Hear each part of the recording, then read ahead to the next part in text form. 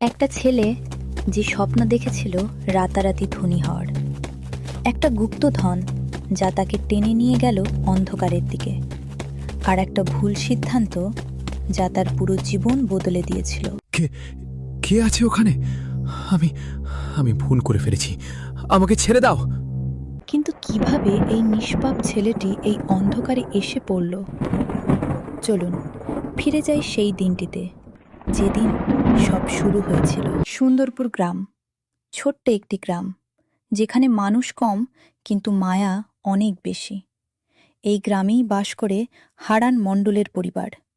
রাহুল, উঠেছিস? জলদি মুখ দো বাবা, ভাত ঠান্ডা হয়ে যাবে। আসছি মা, এত তাড়া কিসের? বাবা মাঠ থেকে ফিরছেন, ক্লান্ত মুখ, ক্লান্ত শরীর, বাড়ি ফিরছেন। রাহুল, আজকে আমার সাথে মাঠে চলো, ধান কাটতে হবে। বাবা, সারাদিন মাঠে খাটব, রোদে পুড়ব? আমি যাব না। তোমরা কেন এত কষ্ট করো?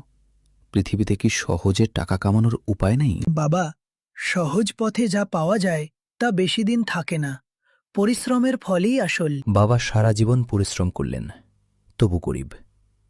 এটা আমার জন্য না। গ্রামের সবচেয়ে ধনী মানুষ ছিলেন অরুণ জ্যাঠা।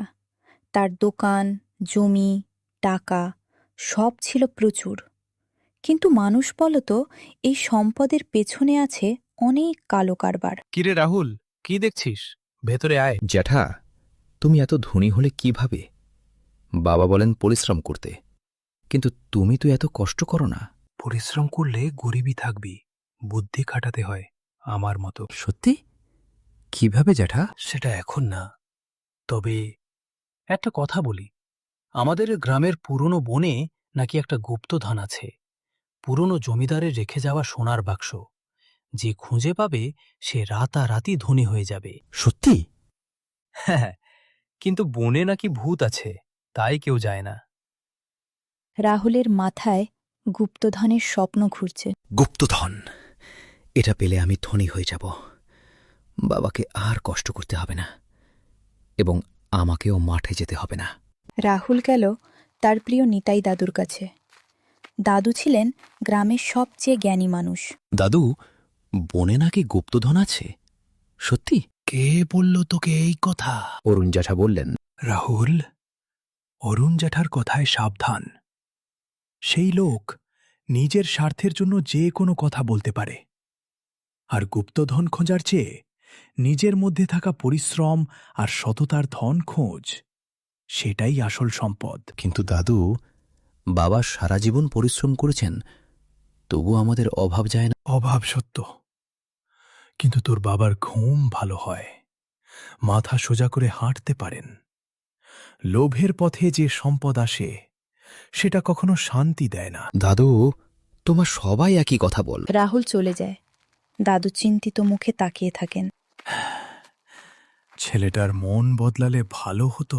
সেই রাতে রাহুল ঘুমাতে পারল না। মাথায় শুধু একটাই চিন্তা, গুপ্তধন, সোনার বাক্স। যদি সত্যিই থাকে, একবার চেষ্টা করলে কি হয়?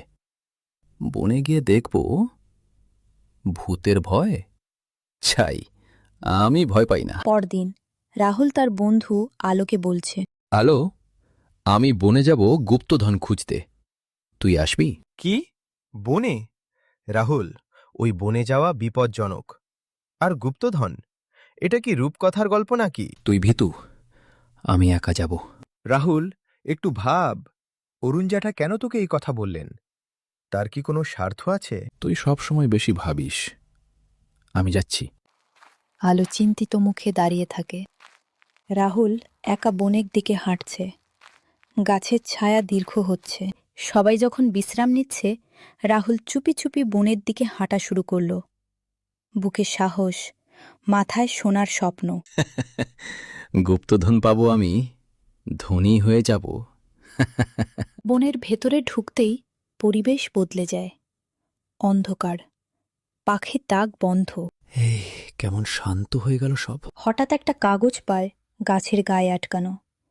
গুপ্তধনের মানচিত্র। রাহুল মানচিত্র ধরে ভেতরে এগিয়ে যায়।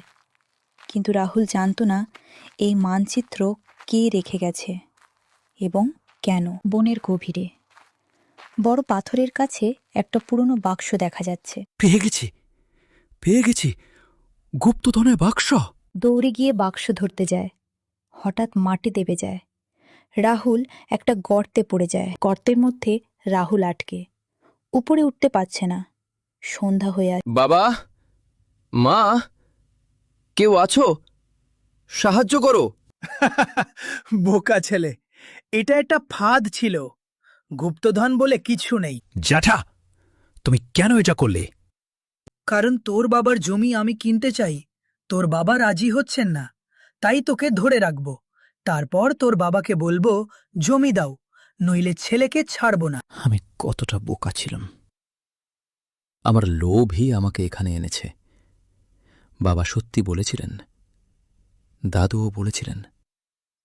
আমি কেন শুনলাম না?